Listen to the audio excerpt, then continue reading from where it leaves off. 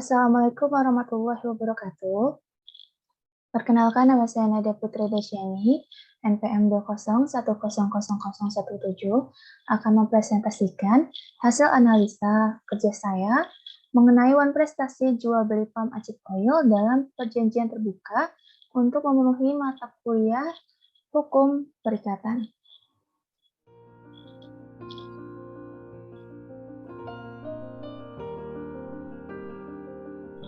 Pertama, ada kasus posisi. Perusahaan Aperion Agro Commodities PT Ltd telah membeli komoditas palm acid oil dari PT Rejeki Prima Energi dan telah menandatangani surat perjanjian pembelian nomor PO 171852 terhubung dengan surat penawaran perusahaan nomor 005 PAO RP Energi 11/2017 dan disepakati oleh kedua pihak dengan itikat baik tanpa ada upaya paksaan pada tanggal 7 November 2017. Kemudian setelah itu, perusahaan Aperion ditagih untuk melakukan pembayaran atas pembelian oleh PT Rejeki Prima Energi. Karena itu, perusahaan Aperion melakukan pembayaran dan pelunasan kepada PT Rejeki Prima Energi atas pembelian palm acid oil sebanyak 25 kontainer dengan total senilai USD 221.918 dan pelunasan tersebut telah tercatat dalam bukti penagihan atau invoice bahwa perusahaan Aperion sudah melunaskan atas transaksi pembelian pada PT Rejeki Prima Energi. Lalu setelah pelunasan tersebut, sebagaimana kesepakatan yang ada dalam surat perjanjian, bahwasannya PT Rejeki Prima Energi memiliki kewajiban untuk mengirimkan komoditas palm acid oil pada bulan Desember 2017 sebanyak 500 metrik ton atau 25 kontainer kepada perusahaan Aperion. Namun hingga awal bulan Januari 2018, PT Rejeki tidak juga mengirimkan komoditas palm acid oil sebanyak tersebut sehingga perusahaan Aperion meminta kepada PT Rejeki Prima Energi untuk membatalkan perjanjian serta meminta uang yang telah dibayarkan dikembalikan. Namun permintaan tersebut tidak juga diindahkan oleh PT Rejeki. Pada tanggal 30 Januari 2018, laporan pertama atas laporan berat kedatangan kargo barang impor sebanyak 10 kontainer telah diterima oleh perusahaan Aperion.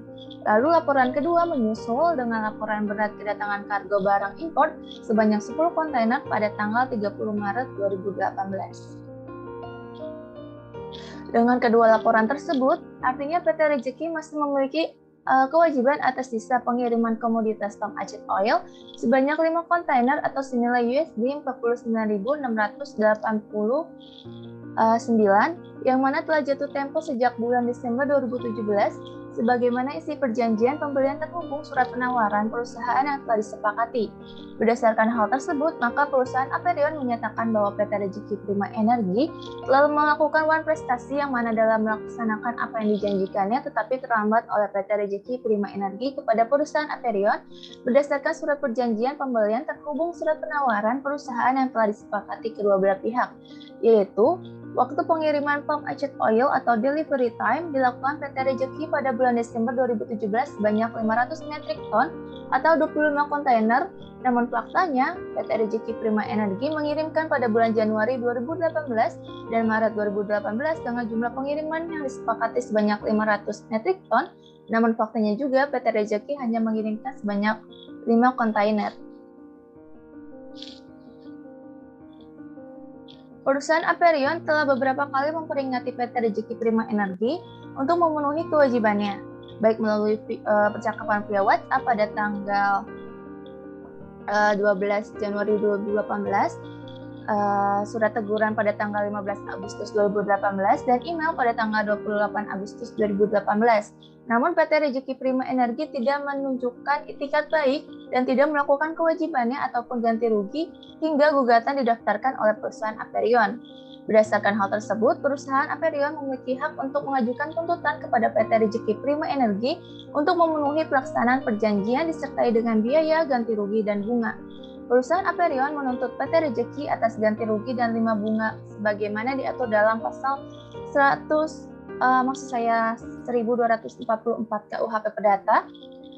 Dan denda yang harus dibayarkan adalah denda yang timbul akibat keterlambatan dan manifestasi PT Rejeki Prima Energi, yaitu penambahan denda keterlambatan sebesar 6% per tahun sampai kewajiban dibayar lunas.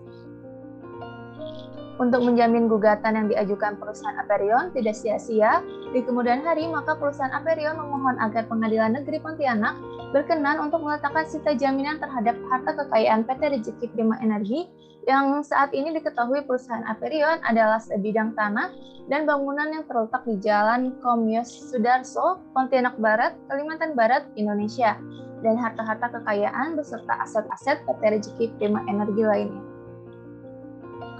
Berlanjut pada kasus posisi, maksud saya analisa kasus. Pertama, hubungan perikatan dan perjanjian. Perikatan dan perjanjian akan menimbulkan hubungan satu sama lain, di mana perjanjian itu menerbitkan perikatan. Perjanjian adalah sumber perikatan di sampingnya sumber-sumber lainnya.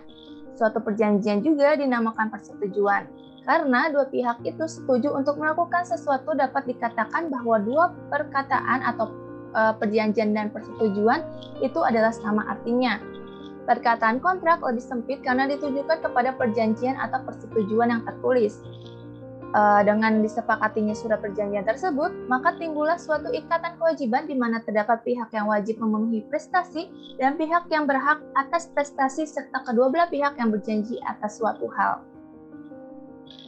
Lalu dalam kasus tersebut, antara perusahaan Aperion selaku pembeli dan PT Rejeki Prima Energi selaku penjual telah terjadi suatu perikatan, di mana perusahaan Aperion serta PT Rejeki Prima Energi telah sepakat menandatangani surat perjanjian pembelian nomor PO 171852 tertanggal 7 November 2017, jungto surat penawaran perusahaan nomor 005/PAO/RPE Energi /11/2017 tertanggal 5 November 2017, di mana selanjutnya disebut perjanjian, yang pada pokoknya kedua belah pihak menyepakati transaksi jual beli pump acid oil dengan detail komoditas pump acid oil asal barang Kalimantan Indonesia, jumlah 500 metric ton atau 25 kontainer dengan nilai perjanjian USD 220.000 dengan waktu pengiriman Desember 2017.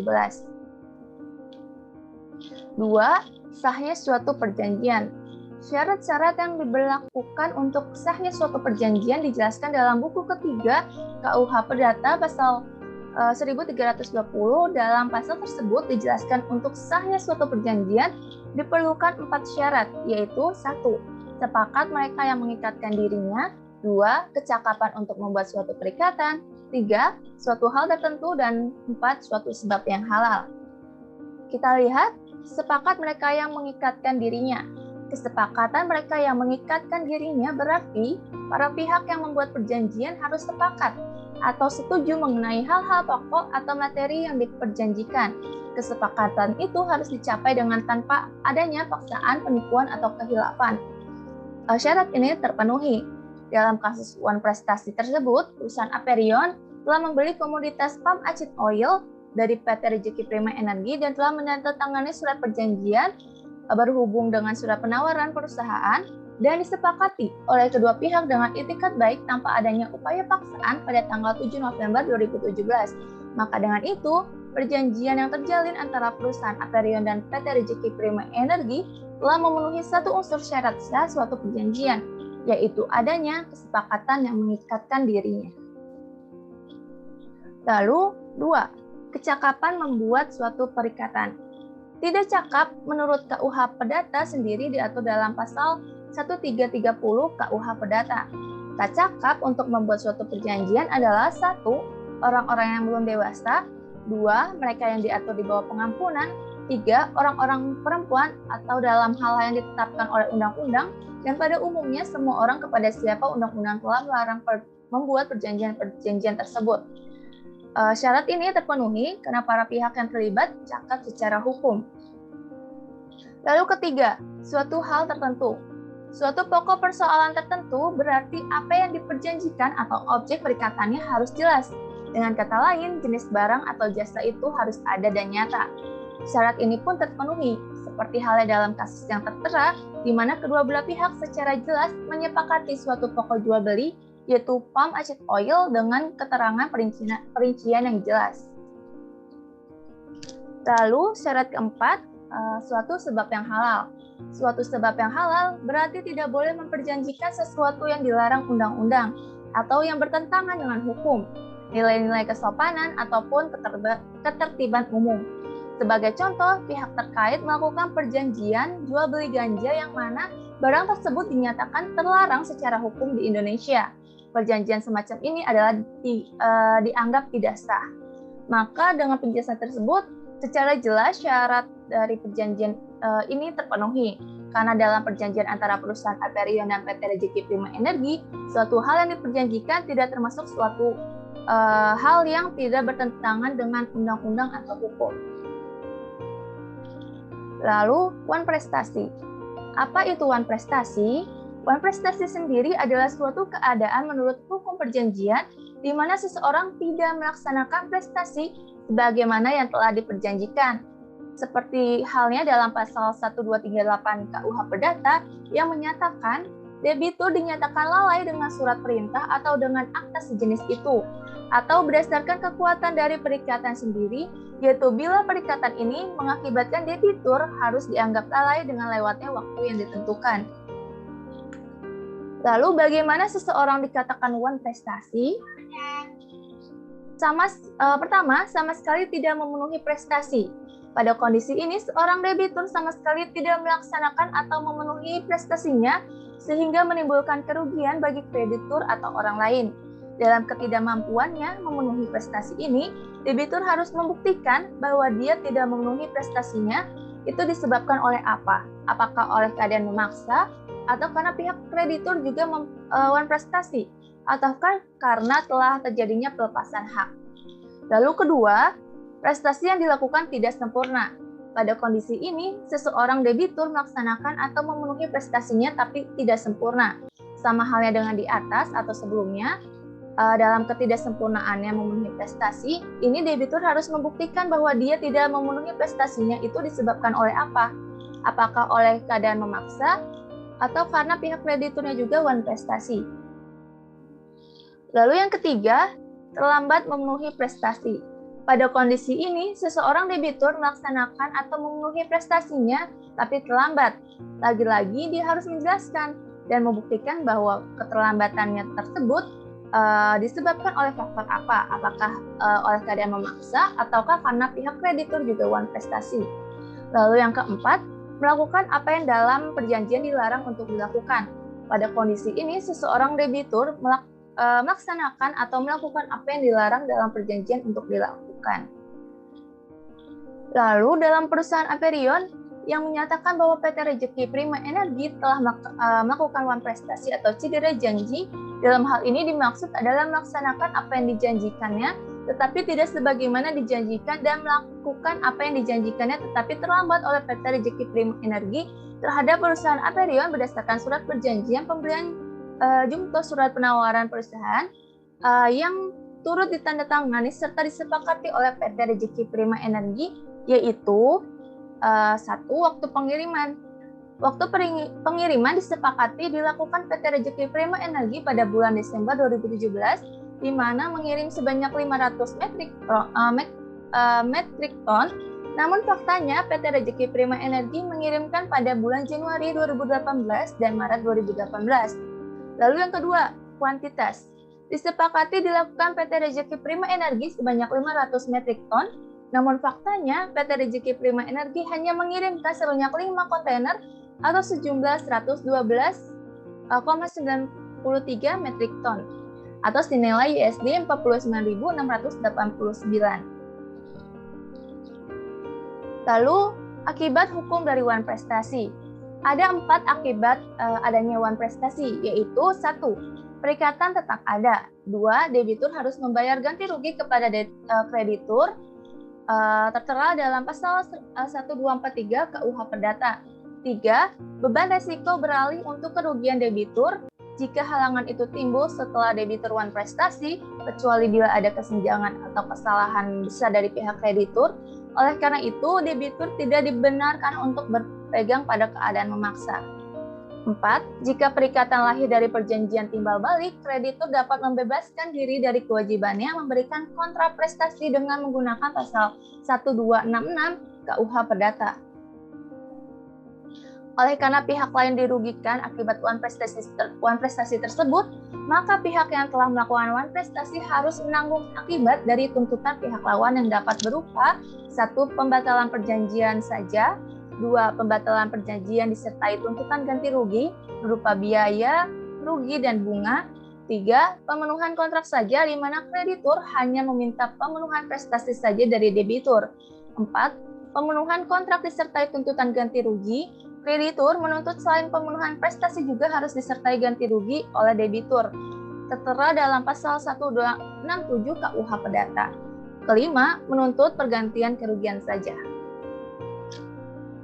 Pada kasus perkara uang prestasi dalam jual beli palm Aceh Oil yang dilakukan oleh PT Rejeki Prima Energi terhadap perusahaan Aperion, maka perusahaan Aperion menuntut kepada pengadilan atas PT Rejeki Prima Energi untuk mengembalikan kewajiban kepada perusahaan Aperion sebanyak 49.689 US dollar secara seketika dan sekaligus serta sejak diucapkannya putusan ditambah dengan denda yang timbul akibat keterlambatan yaitu sebesar 6% per tahun yang dihitung dari jumlah hutang sebesar 49.689 US dollar sejak gugatan ini didaftarkan sampai dengan putusan dalam perkara akuo berkekuatan hukum tetap dan dilaksanakan. Kita masuk dalam poin kesimpulan. Poin pertama, perusahaan Aperion serta PT Rejeki Prima Energi telah sepakat menandatangani surat perjanjian pembelian terhubung surat penawaran perusahaan tertanggal 5 November 2017 di mana selanjutnya disebut perjanjian. 2. Syarat-syarat sahnya perjanjian sudah terpenuhi oleh kedua pihak, maka perjanjian tersebut disepakati sah secara hukum. 3. Uang prestasi dalam perkara kasus jual beli palm Aceh Oil yang disepakati dalam perjanjian antara perusahaan Aperion dan PT Rejeki Prima Energi adalah di mana perusahaan Aperion menyatakan PT Rejeki Prima Energi lalai dalam melaksanakan kewajibannya terhadap perusahaan Aperion. 4. Perusahaan Aperion menuntut ganti sebesar 49.689 US dollar sejak diucapkannya keputusan ditambah dengan denda yang timbul akibat keterlambatan yaitu sebesar 6% per tahunnya yang dihitung dari jumlah hutang sebesar 49.689 US dollar. Terima kasih, sekian dari saya. Kurang lebihnya mohon maaf. Wassalamualaikum warahmatullahi wabarakatuh.